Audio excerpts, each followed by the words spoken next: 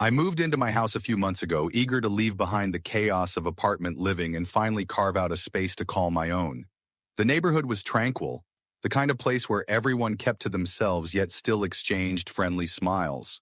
I wasn't entirely thrilled about the idea of an HOA, but I knew it was part of the package deal when buying here. The HOA president, Janet, however, was a different story. I'd heard whispers about her even before I signed the paperwork. Janet was one of those people who seemed to believe she had the right to enforce her will on everyone else. Her reputation preceded her. She was that one neighbor who would nitpick the smallest details, insisting every rule, no matter how petty, had to be followed to the letter. I had hoped to stay under her radar, but I couldn't shake the feeling that it was only a matter of time before I experienced her scrutiny firsthand. Initially, everything seemed fine, and I was doing my best to settle in. The yard had been neglected by the previous owner, so I started working on it right away, putting in a small garden, fixing the fence, and tidying up the place. I wasn't doing anything extravagant, just a little touch-up here and there to make it feel like home. Yet part of me couldn't help but wonder if my efforts would somehow attract Janet's critical eye, leaving me caught between wanting to create a sanctuary and fearing the inevitable confrontation. Then one afternoon, as I was watering my new plants, I heard a knock on my door. I wasn't expecting anyone, so I hesitated for a second before answering.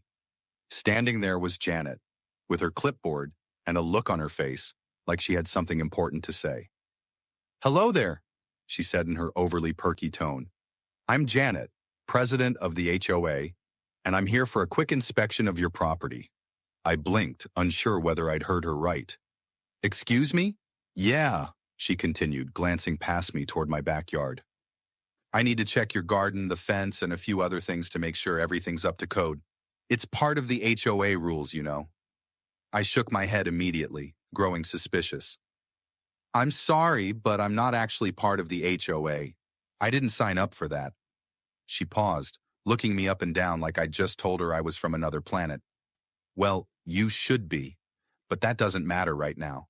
HOA members are responsible for maintaining community standards, and I have the right to inspect any property in the neighborhood." I felt my blood start to boil. "No, Janet, you don't. I'm not a member, and I'm not required to follow HOA rules. This is my property, and I'm asking you to leave." Her face immediately flushed with a mix of disbelief and anger. "You can't just refuse an inspection. What do you think this is, some sort of free-for-all? You need to comply." I stood my ground, folding my arms. "I don't have to do anything, and you don't have the authority to come onto my property without permission." Janet huffed, clicking her pen like she was taking notes. "Well, we'll see about that. I'll be back, and you won't be getting away with this." She spun on her heel and marched off, her high heels clacking loudly on the sidewalk. I watched her leave, a sense of unease creeping over me. I knew she wouldn't just let it go, but I didn't expect things to escalate this quickly. Still, I wasn't about to let her walk all over me, especially not when I had every legal right to deny her access. But I couldn't shake the feeling that this was just the beginning. I had a feeling I'd be hearing from Janet again soon, and it wasn't going to be pretty. It didn't take long for Janet to make good on her threat. The next morning, I found a bright yellow violation notice taped to my front door. It was the kind of notice you usually get when you've done something that apparently disrupts the harmony of the neighborhood. The notice said that I was in violation of HOA guidelines for my garden, specifically the placement of my new fence and the size of some plants I'd put in. It even listed potential fines for non-compliance. The whole thing was laughable. I pulled the notice off the door and read it again, thinking maybe I'd missed something. Nope, it was just another power trip from Janet. I wasn't an HOA member and sure as hell wasn't going to start following some arbitrary rules just because she felt like it. I took a picture of the notice and forwarded it to my lawyer just to be safe. My lawyer, Carl, was a no-nonsense guy who didn't tolerate any nonsense from people like Janet. He quickly reassured me that this was just a scare tactic. The HOA had no real authority over me, and Janet was clearly overstepping her bounds. A couple of days passed, and I thought that would be the end of it. I kept working on my garden and just ignored the threats. But then things started to get weird. I noticed Janet driving past my house more frequently, slowing down as she went by. The next time I was outside watering my plants, I saw her parked across the street, taking pictures of my yard with her phone. She wasn't even being subtle about it. I waved at her, but she quickly turned her head and sped off. This woman was seriously starting to get on my nerves. I knew it was time to take action. I had the right to privacy, and there was no way I was going to let her turn my life into some HOA drama fest. I called Carl again and explained what had been happening. He advised me to install a security camera in my backyard to document anything that came up, just in case things escalated even further. I ordered the camera the same day. It was a simple setup, nothing fancy, but it would give me a record if Janet ever tried to make any more moves. But of course, that wasn't the end of it. A few days later, Janet sent a letter demanding I attend an HOA meeting to discuss my violations and address the state of my property. The letter even threatened legal action if I failed to show up. It was clear she wasn't going to stop until I caved in, but I wasn't about to be intimidated. I wasn't part of her HOA, and I wasn't going to be treated like a member just because she felt like it. I decided to let her know exactly where I stood. Instead of just ignoring her letter, I wrote back. I made it clear that I had no legal obligation to attend any HOA meetings and that I would be filing a formal complaint if she continued to harass me. I also included the documentation of my previous interactions with her, including the violation notice and the photos of her taking pictures from across the street. I sent the letter off with a sense of satisfaction, but I knew Janet wouldn't back down that easily. She had crossed the line, and I was ready to make sure she knew she couldn't just do whatever she wanted. The next move was mine. The next few days were uneventfully quiet. I checked my security cameras every day, but there were no more surprise visits or strange photos from across the street. I thought maybe, just maybe, Janet had finally realized I wasn't someone she could push around, but I couldn't shake the feeling that she was planning something. A week passed, and I started to feel a bit more at ease, convinced I had put an end to the situation. That was until I woke up one morning to find my backyard gate wide open. I froze. The lock had been cut. I stepped outside, heart pounding, and checked the surrounding area. There were no obvious signs of a break-in, and nothing appeared to be missing from the yard. But the sight of that gate unlocked and open sent a chill down my spine. Someone had been here, and I knew exactly who it was. I immediately called Carl. He wasn't happy to hear about the break-in, but he assured me that this was exactly what I needed to press charges. He advised me to file a police report right away and make sure to keep the footage from my security cameras. I did just that. The officer who arrived took down my information, reviewed the footage, and agreed that the gate had definitely been tampered with. There wasn't any direct evidence of Janet being the one to do it, but given everything I'd already documented, he suggested I speak to the HOA directly to warn them about the incident. I wasn't sure how I felt about that. Going to the HOA felt like playing right into Janet's hands, like giving her a chance to escalate the situation even further. But Carl made a good point. If she was involved in this, the HOA needed to be made aware that things were getting out of hand. Later that afternoon, I received a letter from the HOA. This time, it was from Janet herself.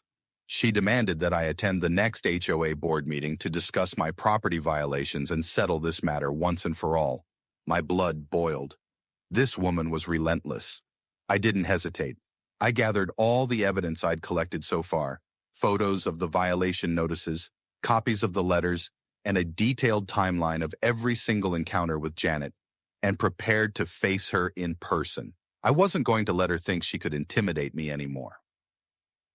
The day of the meeting arrived, and I walked into the small community center determined to stand my ground. There were a few familiar faces in the room, but all eyes immediately fell on me when Janet stood up and started speaking. She went on and on about how my property was in disarray, how it violated HOA standards, and how I was causing a rift in the neighborhood. But I wasn't listening. I had my own statement prepared. I stood up calmly but firmly and addressed the room. I'm not part of this HOA, and I never agreed to follow any of its rules. The fact that Janet has been harassing me for weeks, violating my privacy, and even trespassing on my property is completely unacceptable. I have already contacted my lawyer, and I've been advised to pursue legal action if this behavior continues. The room fell silent. I could see Janet fuming, but I didn't care. I had the facts. I had the evidence. And I wasn't about to let her walk all over me. Then, as if on cue, Janet stood up, her face red with anger. "You have no idea what you're doing," she snapped. You think you can just ignore the rules and get away with it? You'll regret this. I felt my stomach tighten. There was something in her voice, something that made me realize just how far she was willing to go. But I refused to back down. I'm not the one who's been breaking the law, Janet.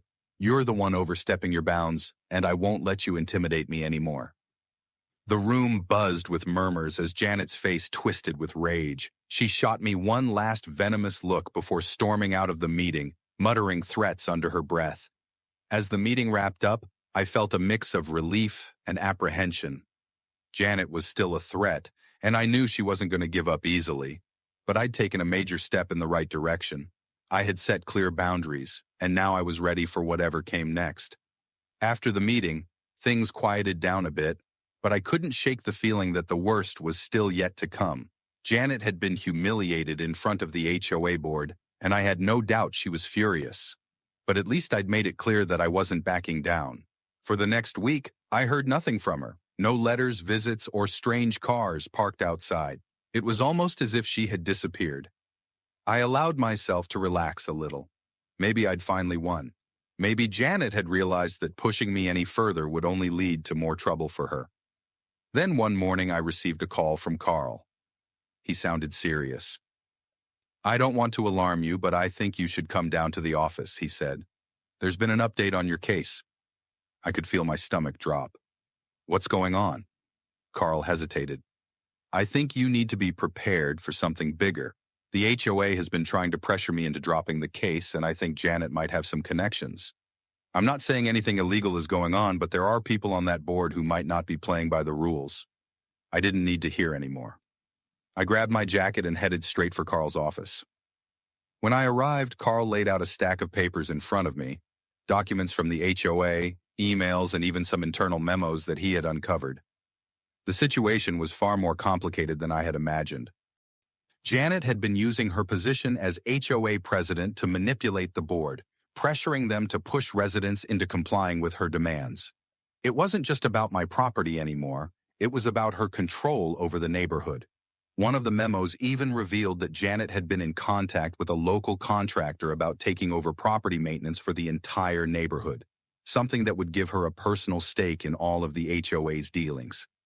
This was bigger than just some nosy neighbor trying to control my property. Janet was playing a game with much higher stakes, and if I didn't act fast, she would have the power to continue pushing people around, using her position to get whatever she wanted. But Carl wasn't ready to back down either.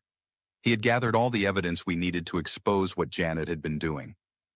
We had enough to file a formal complaint against her, and with the right legal backing, we could make her leave her position and put an end to her reign of control over the neighborhood. It wasn't an easy decision, but I knew it was the only way forward. I had to fight back.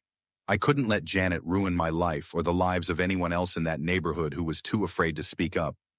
That afternoon, Carl and I stormed into action, filing the complaint with unyielding determination. It wasn't long before the HOA board hurriedly convened for an urgent meeting to confront the explosive issue. Janet was present, and I could see the terror etched in her eyes as board members dissected the damning evidence we had painstakingly compiled. It wasn't just the violation notices or the brazen trespassing, it was an avalanche of manipulation, threats, and a blatant abuse of power.